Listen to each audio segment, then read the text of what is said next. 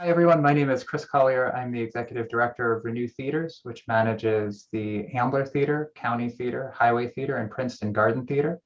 And I want to thank you for joining us for this special Q&A with the directors of the Truffle Hunters. Very excited to have Michael Dweck and Gregory Kershaw here with us. Thank you for joining us for this discussion, especially since you two are in different places across the world. So Michael's joining us from New York and Gregory's joining us from Stockholm. So thank you. It's the wonders of technology. It's great to be able to pull this off. We're glad to be here. Thanks for having us. I also want to thank Tom Bernard and Tom Prassis at Sony Pictures Classics for helping us organize this Q&A and making it happen. And again, thank you to all of those of you who are joining us at 11 o'clock in the morning for this discussion. And for watching this on Eventive. For those of you joining us, if you do have questions, please use the chat box to enter any questions you have, and then I will see those and be able to share those with Michael and Gregory. So without further ado, let's dive in. We had a chance to talk just a little before we went live, and I mentioned to you guys that I saw this film at Sundance. It really moved me. I was so excited to bring it to our theaters, and all of our theaters reopened in June, and this is the movie that we reopened with. And it's a perfect film for us and a wonderful film to bring to our audiences.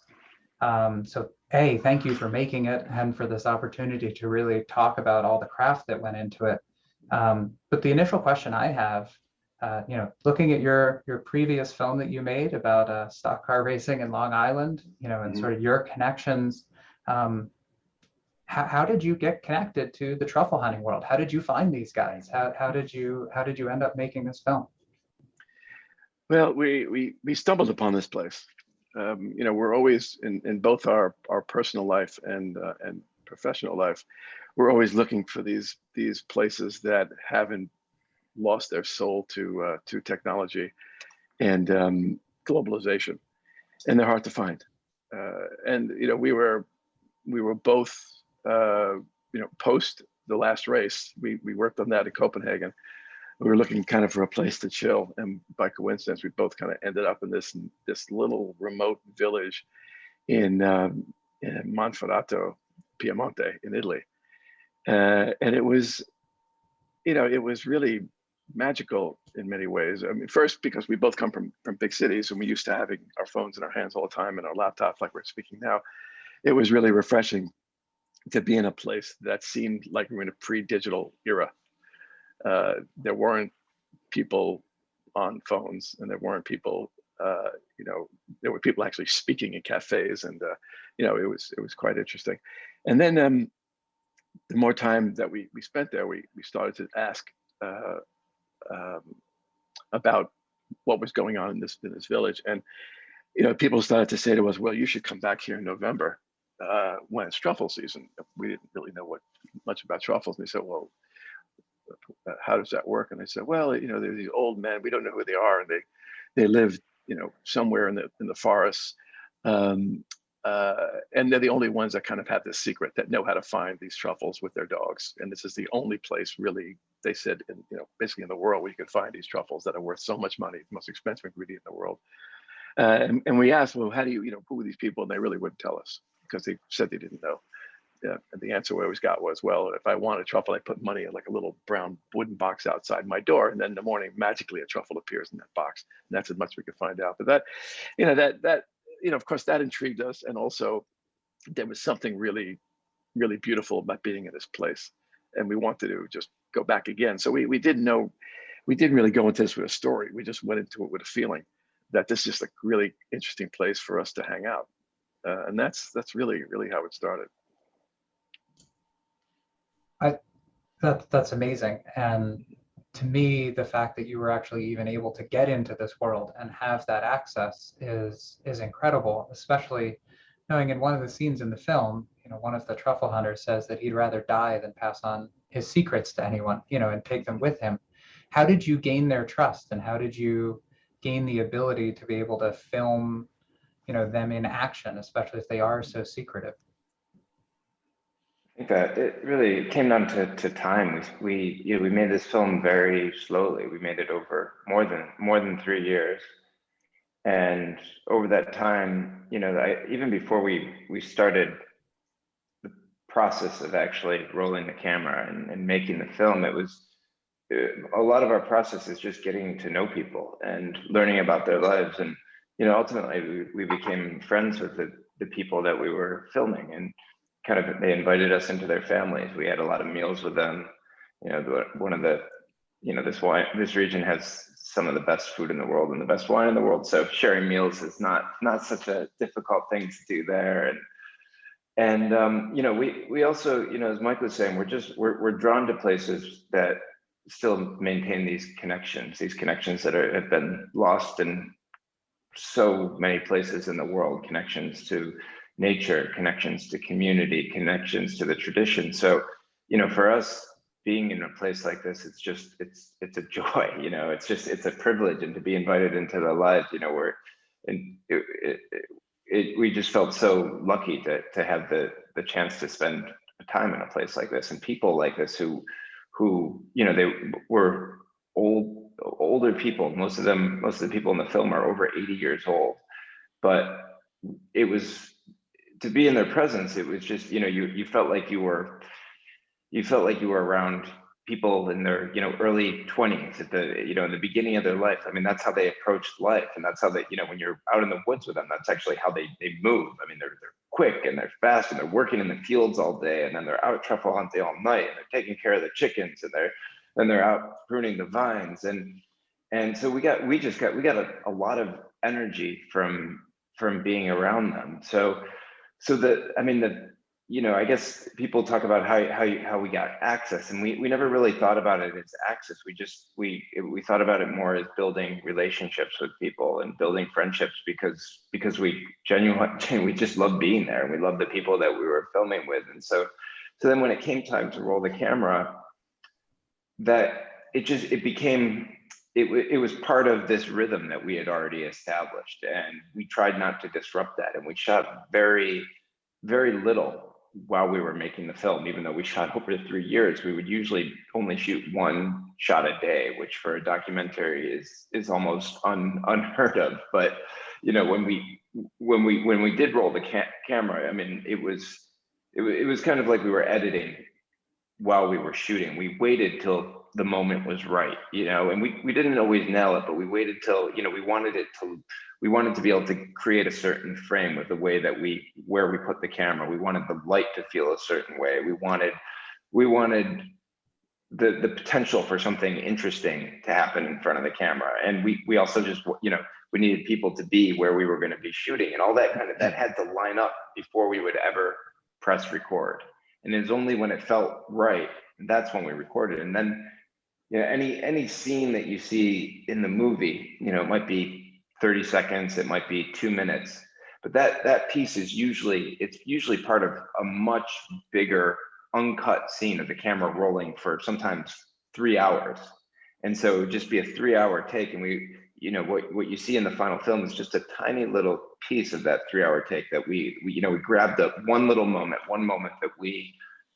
that we thought was interesting, and that we thought would help tell the story of the lives of the people that we were filming. Well, I just wanted to add one thing. Yeah. They became almost like family to us. We kept coming back and back and back. We'd spend 3 weeks there, go back to our homes for like a week and a half, go back 3 weeks, back our home. But we couldn't wait to get back each time. And each time, over time, they we looked forward to seeing one another, and it was normal to sit and have meals with them and to see what was going on in their lives. And then, and it had to get to a point where it was almost like you were filming your own family. It had to get to that comfort level where it wasn't, where the camera really wasn't an intrusion on their lives. At that point, it was almost like we'd set up. We're in a very big crew. It's just Gregory and I, a sound person who really just disappears once to put some microphones on, and we have a translator sometimes next to us, sometimes in another room. She's also our co-producer. So it was really just us. So it's like, 2 people shooting a family of 3 people or 5 people. So it's a very intimate, casual kind of shooting. We did just get a question through someone actually, and this ties into your question about the translator as well. Did you learn to speak Italian while you were there, or how did you communicate? Well, we don't speak Italian, but we had a translator with us, Letitia, and but a lot of what we were doing you can almost understand, because a lot of the conversations were repeated. Because we always knew, like an example, when Carlo and Maria sat for dinner or for lunch, the conversation would constantly come up. Maria asking Carlo to stop truffle hunting because you're 87 years old and you could get hurt. So, we thought to see those patterns, and you could tell when there's drama happening. You can always tell, what they were saying. And but and a lot of times the translations we got back a month later, and it wasn't exactly what we thought it was, which gave us some funny situations. But because sometimes they're just talking about us, not talking about anything That's else. funny. Talking about us, how we don't speak Italian was one of the things that was. They were also speaking Piemontese, pretty frequently. So even if we had spoken Italian, they're speaking a local dialect that is probably closer to French than it is to Italian. So Italian would have only gotten us so far in this group. Now, you did mention Letitia, and I did see her names in the credits and connected it back to the scene where the one truffle hunter is talking about who right. might take over Birba there. Is that the same Letitia? Is that who he's speaking about? It is. Yeah. and has Birba moved on with her or no? No, sadly, Aurelio has passed on. Oh, I'm very sorry to hear that. Yeah, and it was quite unexpected. And but Birba and his other two dogs, Charlie and Biscuito, are both being taken care of by the mayor of the town in Bosalasco, which was the plan. And Letitia is visiting regularly. I mean, she keeps tabs on everybody, all of our truffle hunters, and we keep in touch with them. So she's kind of been the caretaker. We do get videos of Birba and snapshots of Birba pretty often. Birba has longer hair now. That's the only difference. She has really long hair. Birba's in retirement, but the retirement seems to fit her well. I have another question that came in. Someone wanted to know which was the truffle hunter you contacted first, or how did you did you start with one and then sort of meet the others, or how did that work?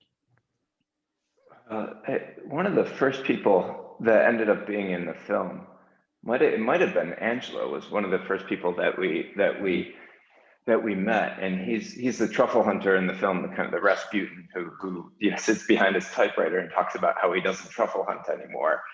And we met him. We'd met another truffle hunter who is friends with him, and he had told us about Angelo, and we'd heard about him through other people in the community, and people said, you gotta stay away from this guy. He's dangerous. He's attacked people in the woods with a machete, and we said, well, we need to meet him. So somebody else,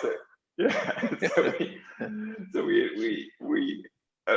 we met somebody else in the community and said, okay, I can arrange a dinner for you, and I'll set up a dinner in this town, and you come and you meet him, and then you take it from there. And so he did. He got a dinner reservation in this little town, in a village that's kind of at the center of where they all live. And it was us and this other truffle hunter, and we waited for Angelo to come. We probably, he became a fashionable like hour and 15 minutes late. And then he sat down at the table, and we were ready to order. We were hungry, but he didn't want to order. He just sat down, he got a glass of wine, and then he basically went on a rant pretty similar to like what you see in the film. It was an hour-long spiel about everything that he didn't like about the world of truffle hunting, and how it had been commercialized, and how human beings were destroying the environment, and how greed has taken over the world. And it was fascinating, and we wanted to have a conversation, but he just got up and left. We thought he was going to have we thought he was going to have a cigarette or something outside, but he just left, and that was it. That's Angelo. Yeah, but if somebody gave us the address of where he lived, and it took us a while to find it, because it's not on any road. It's this you have to go up this long, windy path that leads to a dirt road, and you have to kind of drive down a place that no car should actually drive down to get to this. It's this magical little spot that he claims that he's a caretaker for this dilapidated, it's almost like a dilapidated mansion in the middle of the woods.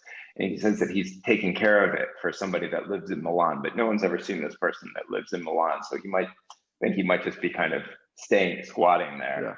But he has this beautiful little world, and he complains a lot about it, but it was actually like being there. I don't know, when we were there with him, it felt like it was this place where it felt like kind of time stopped, and that you wouldn't realize it, but a whole day will have passed and you would have just spent the day kind of hanging out with Angelo, and he sits around, he drinks wine and drinks coffee, and then he has people coming in all day. It might be the farmer that works the fields next door, but then the next person might be a university professor from Turin that drove in to see him. And he just has this eclectic group of people, and they drink wine and they talk about the world, and they talk about the things that have changed, and a lot of the things that he talks about in the film. Wow. But at first we thought he's a character really we shouldn't follow anymore because he was so angry. And we thought, well, he's just such a negative force in the film. But then we realized as we got deeper into the film, deeper into the issues that the other people in the film were facing, that he was one of the most important roles of the film as the counterbalance to what was going on. Yeah, that was one of the things that I found really striking about the film, is how the thread of conversation about the greed, the poaching, the poisoning, and how the money seeping in is woven through, but not addressed in your standard straight on documentary fashion. And I loved how it was obliquely brought up in so many different ways that connected throughout the film to really pull that picture together. Was that something that you put together in the editing, or was that a conscious choice that you wanted to have that be something that built over the course of the film, but not I'm sure you could have found someone to just ask directly a question. How did you decide to address how you dealt with that topic?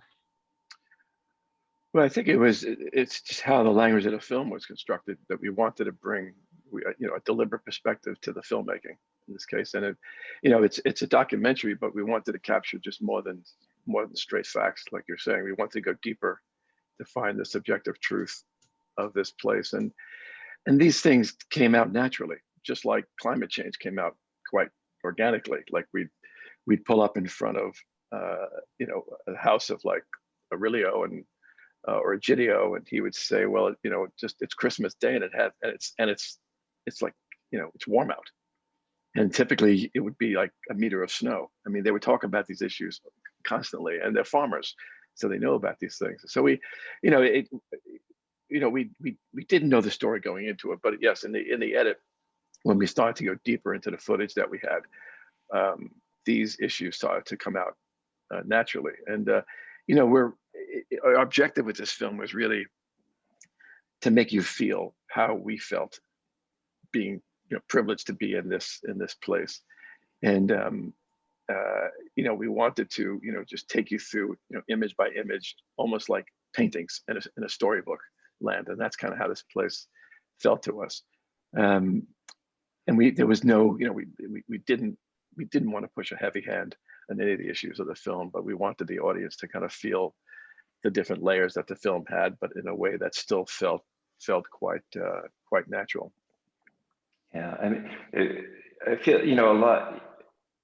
I think when people come to a documentary, I think they often expect that it's sort of a vehicle for delivering information and facts and figures and statistics, and that's really not what interests us in the process of making a film. It's really, as Michael is saying, just kind of reflecting the way the world feels, kind of translating that into cinema, and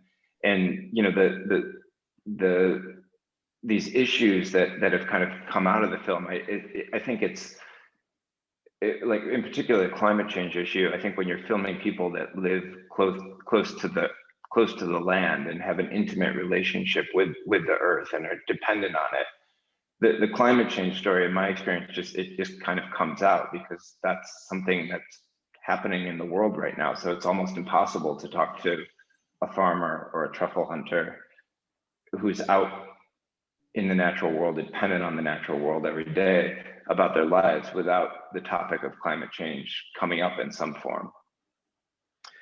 And observing, you know, a life like this in this world, unmanipulated by editing, because every scene, with the exception of the doggy cam, that every scene in the film is a one-shot scene with no editing.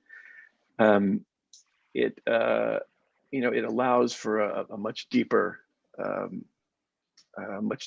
understanding of a particular place, in our opinion.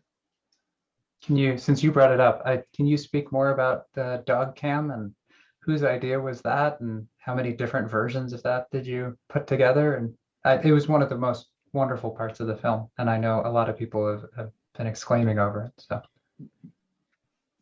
I think that was Burba's idea, right? Burba, we give Burba credit for that. Burba loved it.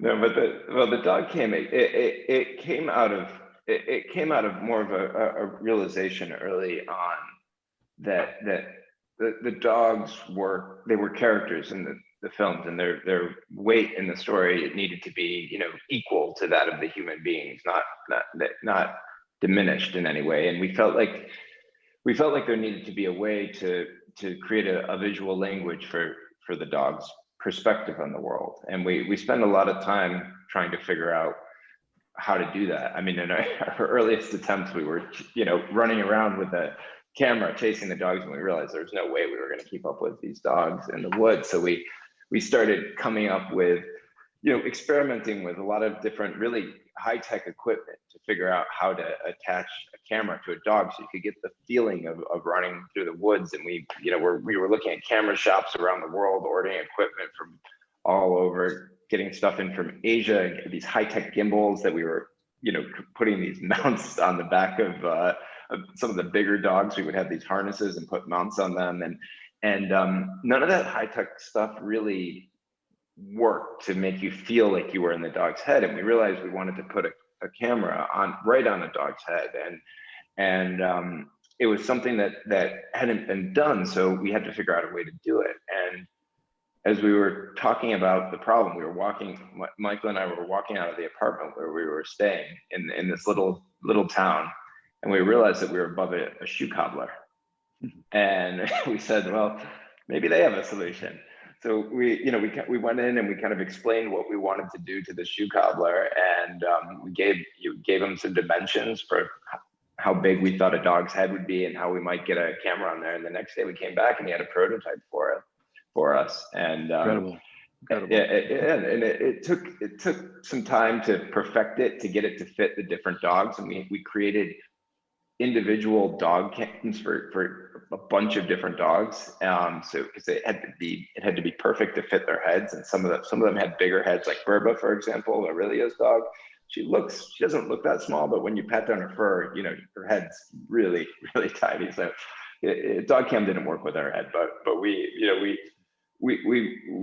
realized through that process of filming these dogs with the dog cams just how intimate the relationships between the dogs and the truffle hunters were. You know, we realized that all of the truffle hunters, they speak to their dogs. They have conversations with them. I mean, that's when we realized that Aurelio speaks to Burba. When we first saw the footage that we recorded with Burba wearing the dog cam, although it was kind of crooked because it didn't fit her little head, but we saw that he was talking to her, and he was telling her things about his life. And it's really interesting when you're looking at the footage. That footage isn't in the film, but it inspired us to shoot some of the scenes that we have with the two of them talking. But when he's talking to her, you know, you see the dog looking up at him, and it looks like it feels like they're having a conversation. It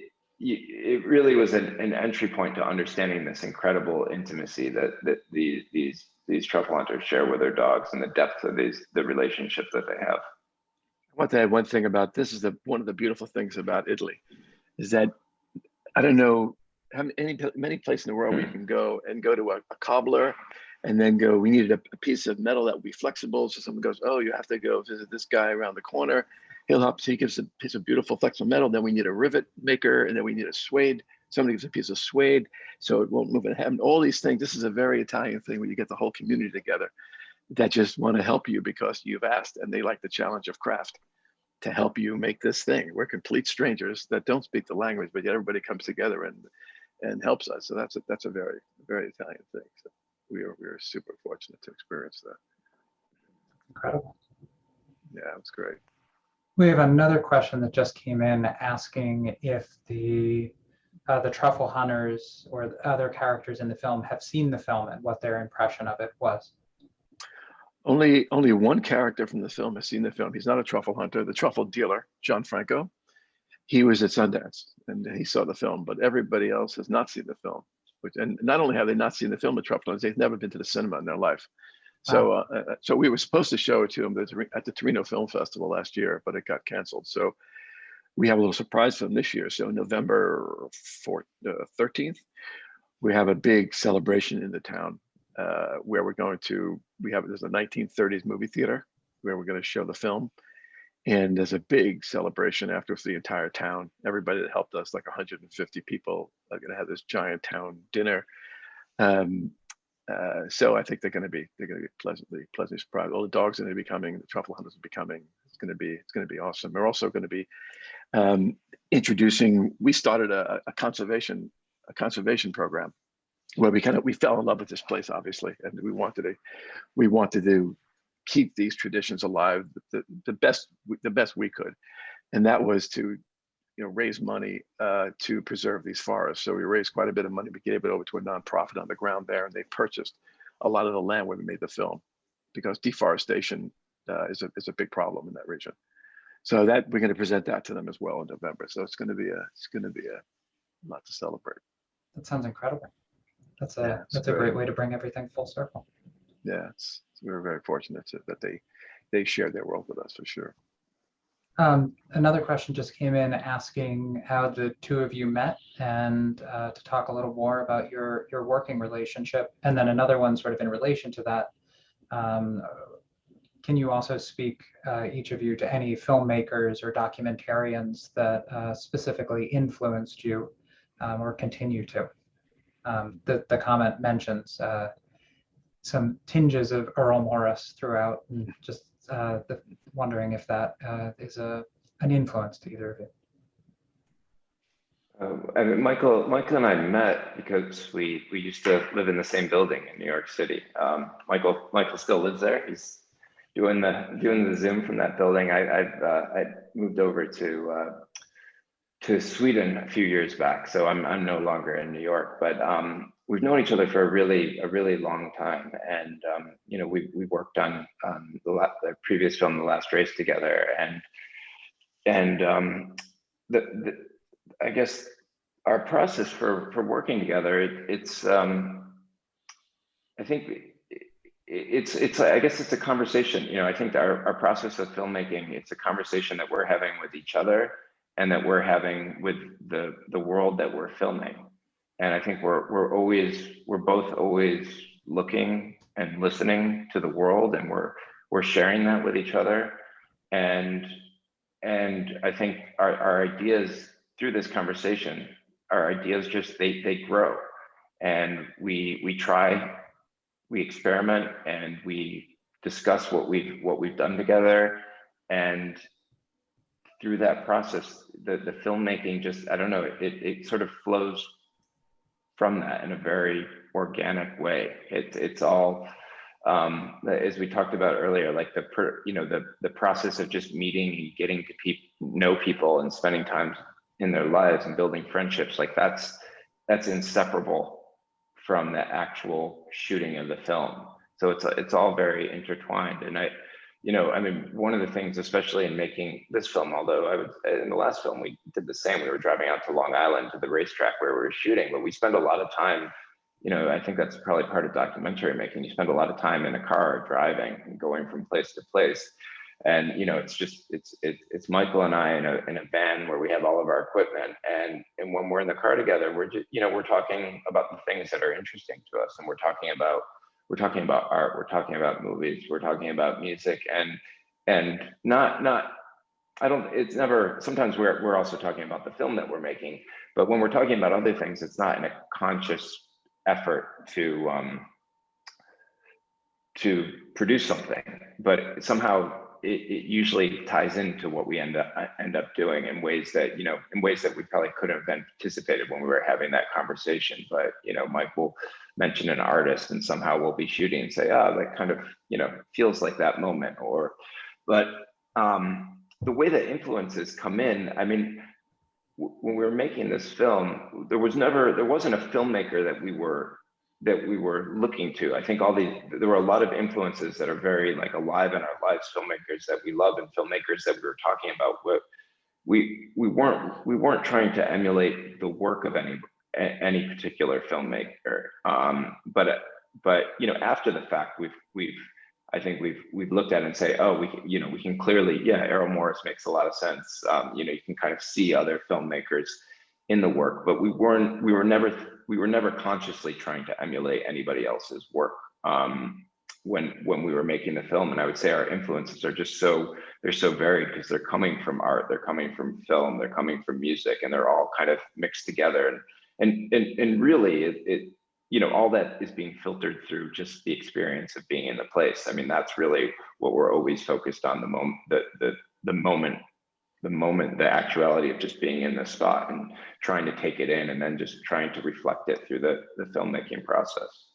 And we spoke a lot about painters also. We spoke, we'd walk into a house like Angela's Kitchen, and to us, we said, wow, this looks like a Raphael painting. We go into, I don't know, like Aurelio's house, and it looked like right out of Caravaggio. So we spent a lot of time talking about painters and about light. But as Greg said, yeah, we weren't talking about any influences of filmmakers, but we do like a lot of Italian neorealists, of course. De Sica and Piovoli and Olmi we like a lot, of course. But I think, like Greg said, we just spend a lot of time just talking about the art because that's what you're in this world, and that world it gives you so much. And we're very free. I mean, the process, that's what's so nice about what we're doing, because it's only us and we take our time, is that we feel a complete freedom. I mean, we don't really, and we have a lot of fun. We laugh a lot, for sure.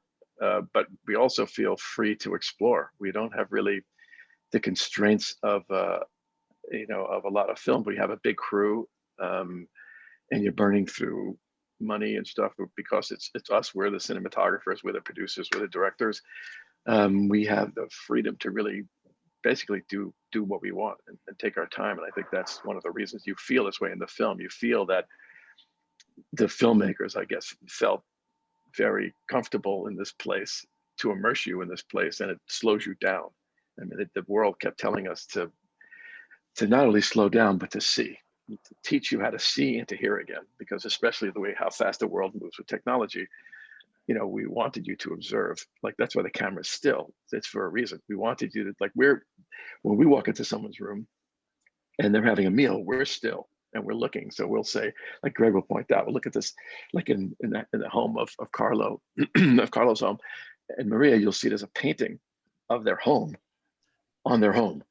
And then there's a wedding picture over here. So we'll just observe, and then we'll say, well, this is kind of what we bring an audience to, is this beautiful observation. And we give you that time. You have sometimes 2, 3, 4, 5 minutes. In the case of like The Last Race, we give you 6 or 7 or 8 minutes of point of view from a car looking at an audience. And we just give you that time, so you just learn how to see again and learn how to hear again.